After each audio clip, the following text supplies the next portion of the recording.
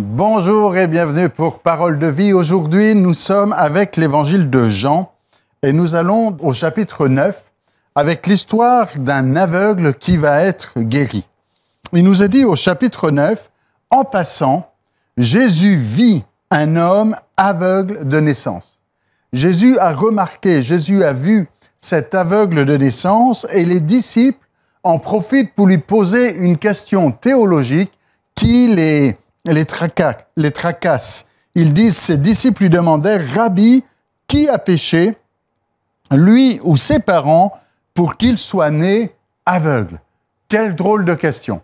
Mais on comprend, en lisant la suite du texte, et puis aussi avec d'autres passages de l'Évangile, que ce n'était pas juste la question des disciples, que c'était en fait l'enseignement des hommes religieux de cette époque, et que les disciples, là, quelque part, remettent en cause cet enseignement en disant « Mais Seigneur, on nous a dit que… » Mais là, on a du mal à comprendre. On nous a dit que si quelqu'un était infirme, si quelqu'un passait par des moments difficiles, c'était forcément le résultat du péché. Si la maladie arrivait dans la vie de quelqu'un, c'est parce qu'il avait péché. Si le malheur arrive dans la vie de tel autre, c'est parce qu'il a péché. S'il se retrouve dans telle ou telle situation dramatique, c'est parce qu'il a péché. Mais voilà le problème avec cet aveugle-là, c'est qu'il est né aveugle. Alors les disciples se disent, mais quand est-ce qu'il a pu pécher?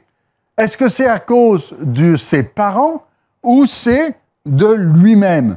Qui a péché, lui ou ses parents? Mais comme il est né aveugle, ça sous-entendrait qu'il ait péché dans le ventre de sa mère.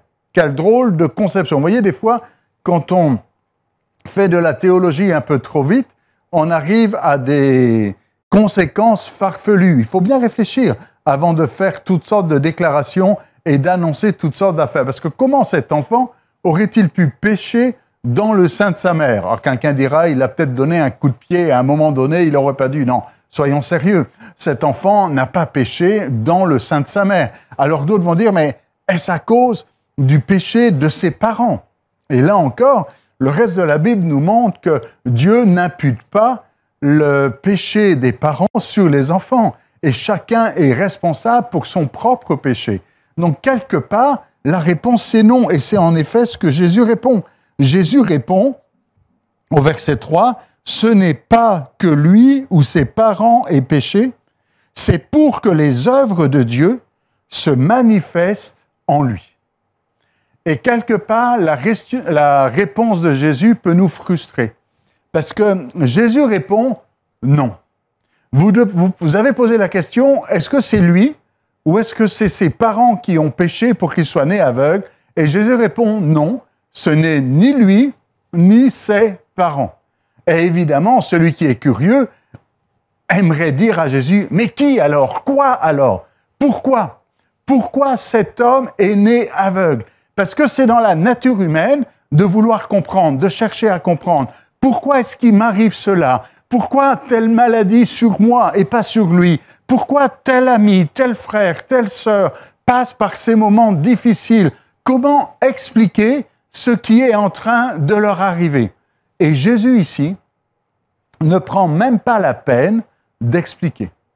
Il ne va même pas leur dire « je vais vous expliquer pourquoi cet homme est né aveugle. » Jésus, ça ne l'intéresse pas.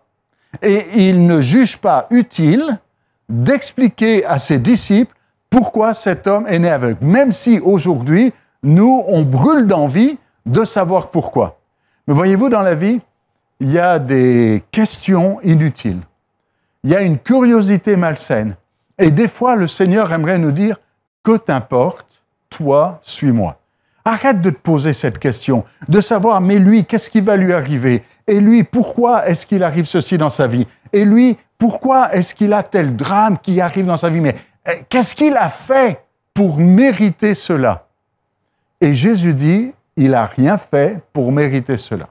Ce n'est pas que lui ou ses parents aient fait quelque chose pour mériter cela. Mais alors pourquoi? Et Jésus dit, je ne vous le dis pas.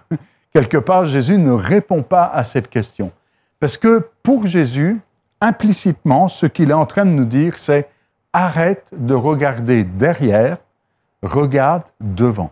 Parce que la réponse de Jésus, c'est, ce n'est pas, on est au verset 3 ici, ce n'est pas que lui ou ses parents aient péché, c'est pour que les œuvres de Dieu se manifestent en lui. Jésus dit, vous cherchez à comprendre pourquoi, qu'est-ce qui l'a amené là, et Jésus dit, regarde devant ce que Dieu va faire avec cela. Vous savez, il y a des fois certaines maladies où les médecins sont capables de vous expliquer pourquoi vous êtes malade. Pourquoi telle maladie est arrivée, pourquoi tel cancer est là, ou pourquoi telle maladie est là. Mais c'est tout ce qu'ils sont capables de faire. Et ensuite, ils vont dire, on ne peut rien pour vous. On peut vous expliquer pourquoi, comment c'est arrivé, mais on ne peut rien faire pour vous maintenant. Et Jésus dit, à quoi ça sert de comprendre pourquoi? Ce qui est important aujourd'hui, c'est de réaliser et de voir ce que Dieu veut faire à partir de cela. Cet homme, cet aveugle, il n'a pas besoin qu'on lui explique pourquoi il est né aveugle. Si toutefois il y aurait une raison, ce qu'il a besoin, c'est que ses yeux s'ouvrent.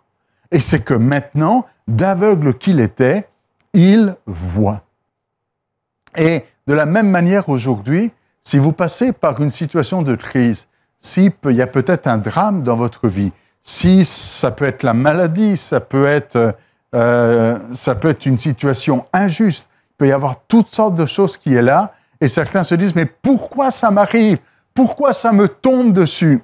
Et en utilisant Jean chapitre 9, j'aimerais vous dire que l'enseignement de cette histoire-là, arrête de te demander pourquoi c'est arrivé là, comment je suis arrivé là, mais pose-toi la question, qu'est-ce que Dieu veut faire à partir de cette situation? Évidemment, je dois mettre un bémol quelque part à cette parole. Il y a des situations où on peut se mettre soi-même dans bien des problèmes parce qu'on n'a pas obéi à la parole de Dieu. Quand Jonas a désobéi à l'ordre que Dieu lui a donné, il s'est retrouvé dans une tempête. Et il peut y avoir des situations comme ça où on se retrouve dans des difficultés à cause de mauvais choix. Il y a des gens qui ont un cancer des poumons parce qu'ils ont beaucoup fumé. Il y en a d'autres qui ont une cirrhose du foie parce qu'ils ont beaucoup bu d'alcool. Et on comprend que le péché a aussi ses conséquences. Mais maintenant, il y a des gens qui peuvent avoir un cancer des poumons alors qu'ils n'ont jamais fumé et qui n'ont jamais fait de rien qui amène ce genre de cancer. Mais c'est là. Alors la question qu'on va dire, mais pourquoi? Ce n'est pas toujours la conséquence du péché. Des fois, c'est la conséquence du péché des autres. Et là, il y a quelque chose d'injuste. Quand vous prenez par exemple quelqu'un qui a trop bu et qui conduit une voiture en ayant trop bu, il perd le contrôle de sa voiture et il va percuter quelqu'un qui était piéton ici et qui marchait le long de la route. Cette personne n'a rien fait. Mais à cause du péché du conducteur, elle va subir les conséquences. Alors oui, d'une certaine manière, le drame est la conséquence du péché, mais pas toujours du péché de la personne sur qui c'est tombé, parce qu'on est dans un monde injuste. D'ailleurs, à un moment donné, on pose la question à Jésus concernant une catastrophe qui était arrivée à Jérusalem. C'est la tour de Siloé qui s'est écroulée.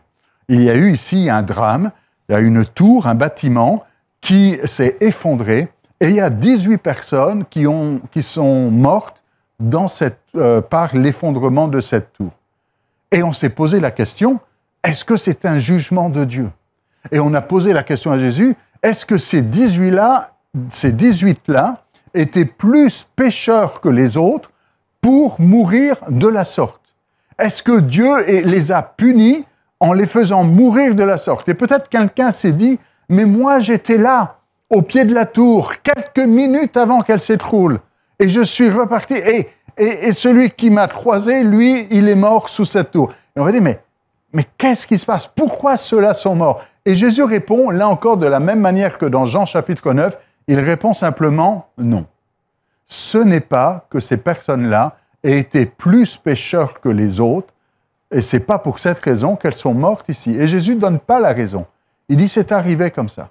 Mais par contre, il dit, mais si vous ne vous repentez, vous périrez tous également. La question que Jésus est en train de dire, c'est que ça peut arriver.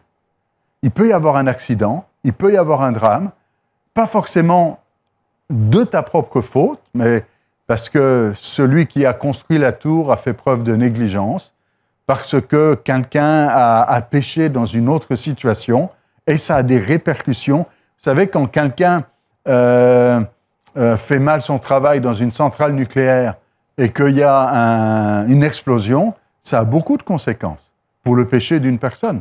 Bon, des fois, on arrive à trouver la source. Des fois, on ne la trouve pas. Mais qu'importe. La question ici, ce n'est pas pourquoi ça m'est arrivé. La question maintenant, c'est qu'est-ce que Dieu veut faire avec cela. Et j'aime beaucoup la parole de Joseph.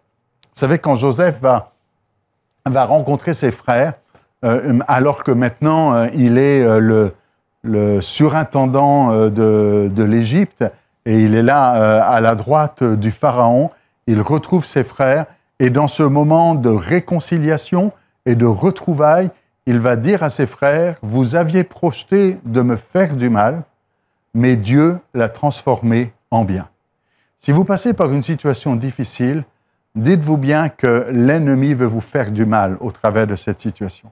Qu'il y a quelque chose ici de mal qui arrive, mais Dieu veut le transformer en bien. Et quand Jésus voit cet aveugle de naissance et que les disciples disent « Mais pourquoi est-ce qu'il est né aveugle ?»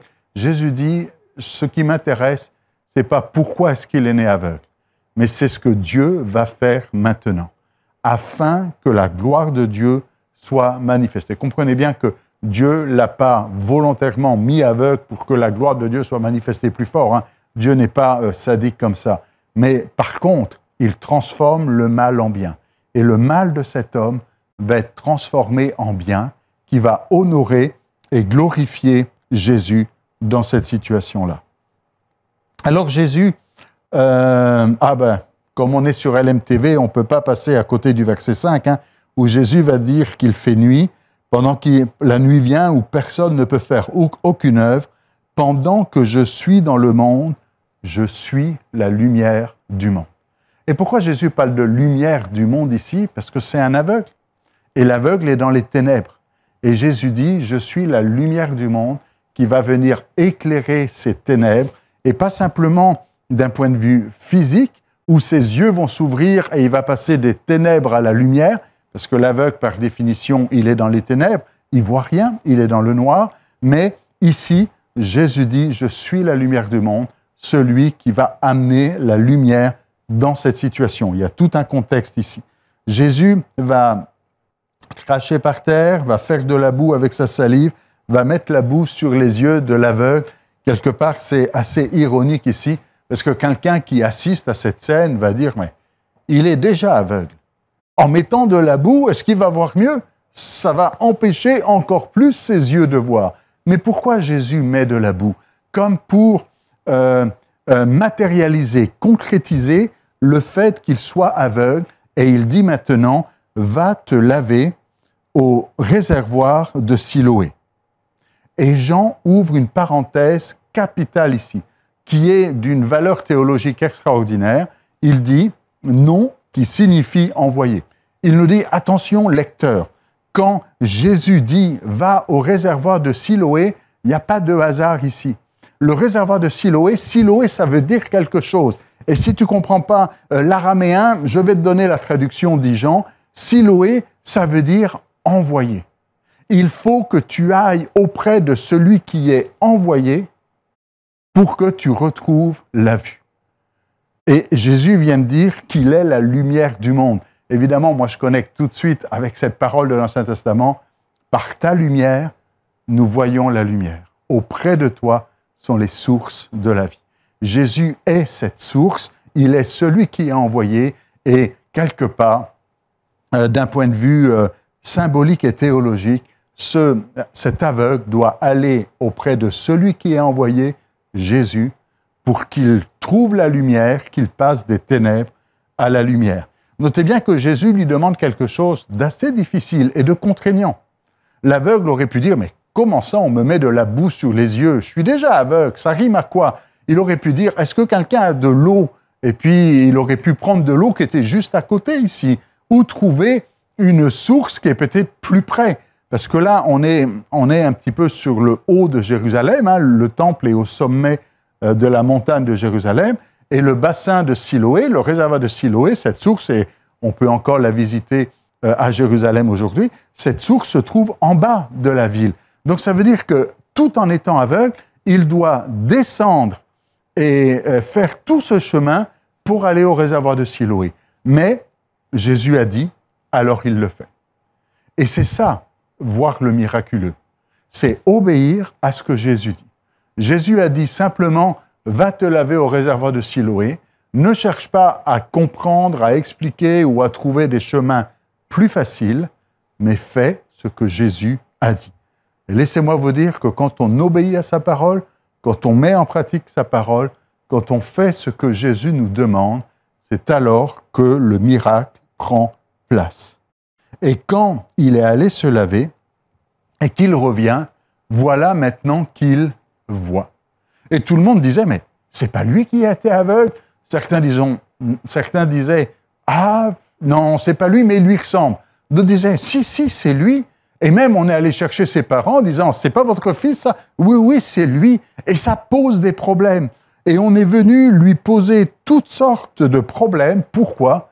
Parce que c'était le jour du sabbat. Et on dit, mais comment ça, ce Jésus, il fait des miracles le jour du sabbat? Vous voyez, les hommes religieux, au lieu de se réjouir avec cet homme en disant, hé, tu es né aveugle. Tu es né aveugle et maintenant tu vois, mais c'est formidable, c'est extraordinaire. Et ils auraient pu se réjouir avec lui en disant « Gloire à Dieu, on se réjouit avec toi, ta vie va changer maintenant. Avant, tu étais aveugle, tu voyais rien, maintenant tu vois.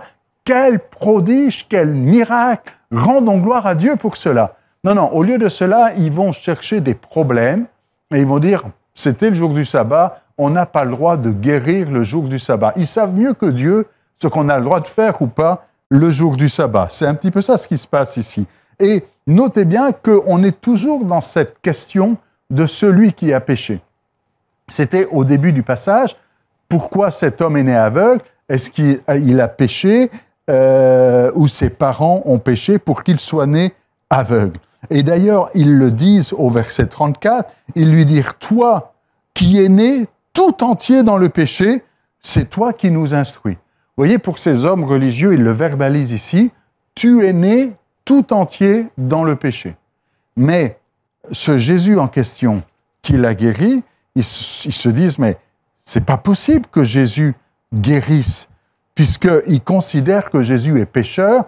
Comment Jésus aurait pu guérir s'il est pécheur? Parce que quelque part, ce miracle-là atteste et montre que Dieu entend la prière de Jésus et que ce Jésus vient de Dieu, qu'il est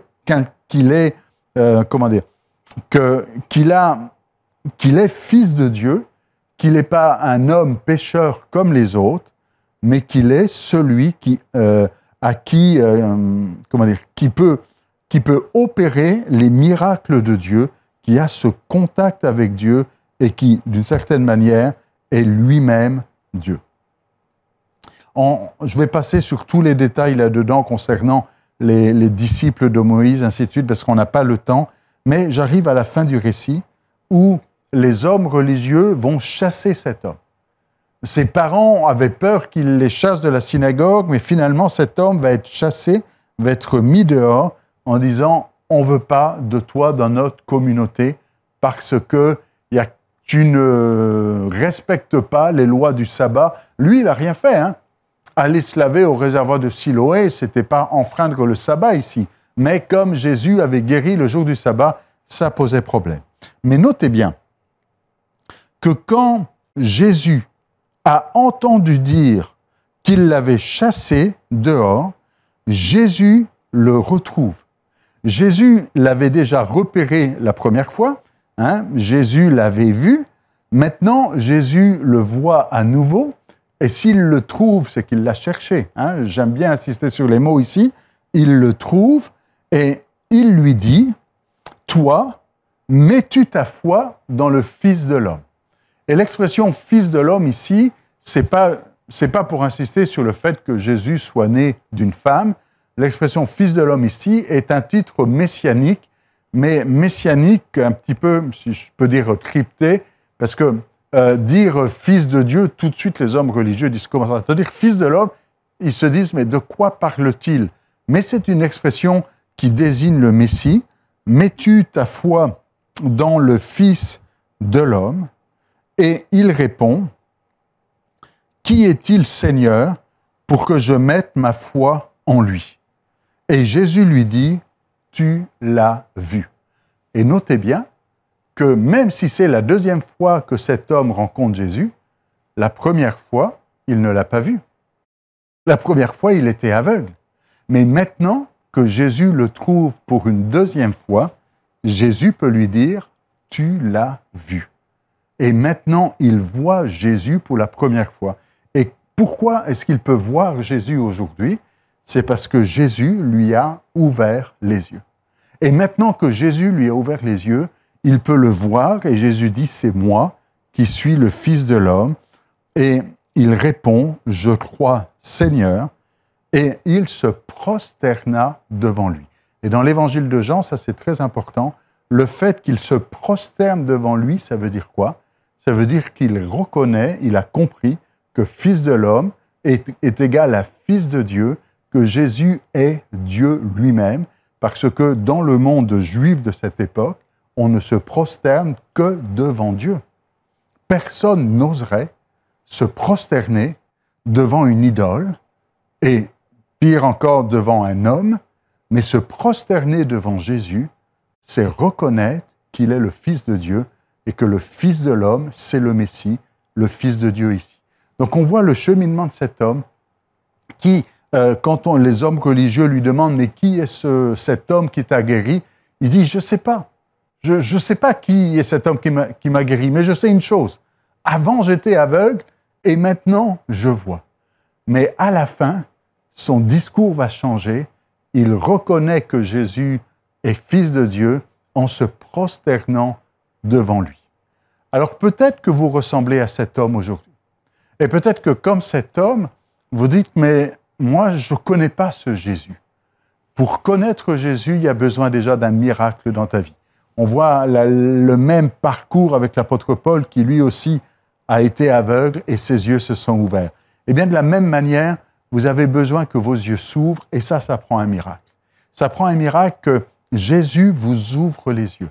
Mais pour que Jésus vous ouvre les yeux, il faut entendre sa voix, il faut entendre ses instructions et quand il te dit « va te laver au réservoir de Siloé », mets en pratique sa parole. Et quand tu entends sa voix, quand tu entends ses instructions, quand tu mets en pratique sa parole, alors tes yeux vont s'ouvrir et tu vas le voir tel qu'il est et tu vas réaliser, ça va être une révélation. Avant, tu ne voyais pas, maintenant tu vois, c'est d'une évidence. Jésus est le Fils de Dieu, il est le Seigneur des Seigneurs et la seule chose à faire, c'est se prosterner devant lui, c'est plier le genou et dire « Seigneur, c'est toi seul qui est digne d'honneur, de louange et de gloire. » Si vos yeux n'ont pas encore été ouverts spirituellement, parce que c'est la suite du récit et on n'a pas le temps de le développer, où Jésus va parler de ceux qui sont aveugles et de ceux qui ne le sont pas, et on comprend que c'est dans un sens spirituel ici. Si vous êtes encore spirituellement aveugle, c'est le temps. C'est le temps d'entendre la voix de Jésus et de le laisser ouvrir vos yeux en obéissant à sa parole.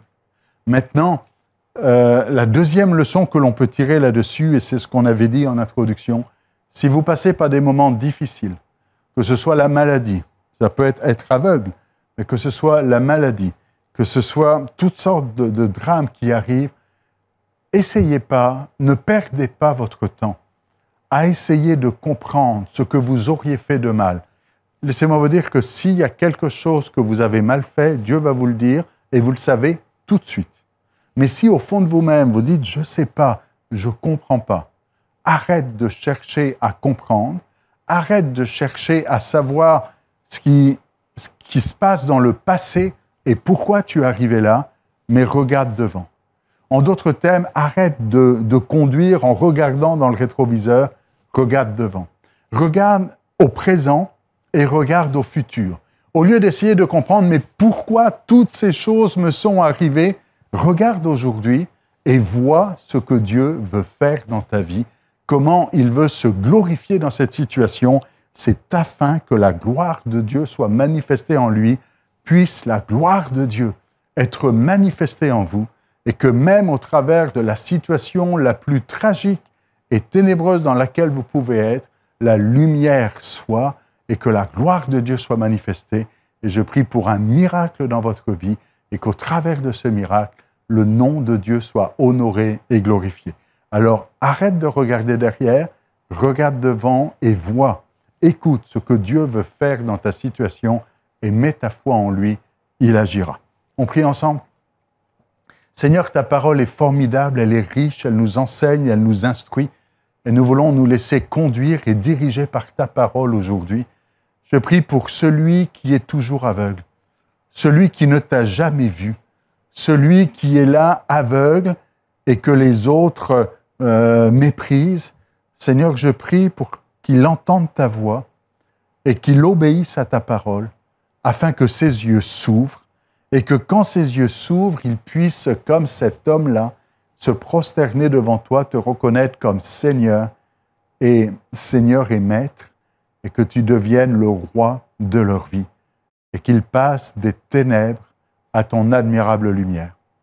Je prie, Seigneur, aussi pour ceux qui sont chrétiens et qui vivent des situations compliquées, et que les hommes religieux, peut-être autour d'eux, ont dit c'est à cause d'un péché dans ta vie, à cause du péché dans ta vie, et qui se disent mais je ne comprends pas quel péché.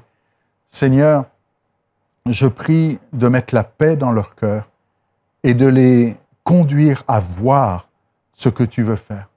Comment tu peux transformer ce mal en bien et comment maintenant tu veux agir avec puissance et gloire, que ton nom soit glorifié dans cette situation, au travers du miracle qui arrive, au travers de la solution, parce que tu vas pourvoir. Seigneur, nous croyons que tu fais de grandes choses aujourd'hui encore. Et nous ne voulons pas expliquer et regarder derrière, mais nous voulons voir et par la foi, nous saisir de tes promesses et voir ta gloire se manifester. Tu es la lumière du monde et que ta lumière brille encore et se manifeste et se glorifie dans la situation de mon frère et ma sœur qui se posent des questions aujourd'hui. Seigneur, c'est ton esprit qui parle au cœur et qui nous amène à aller plus loin, à aller et à vivre ce à quoi nous avons été appelés. Nous te disons merci pour cela. Amen.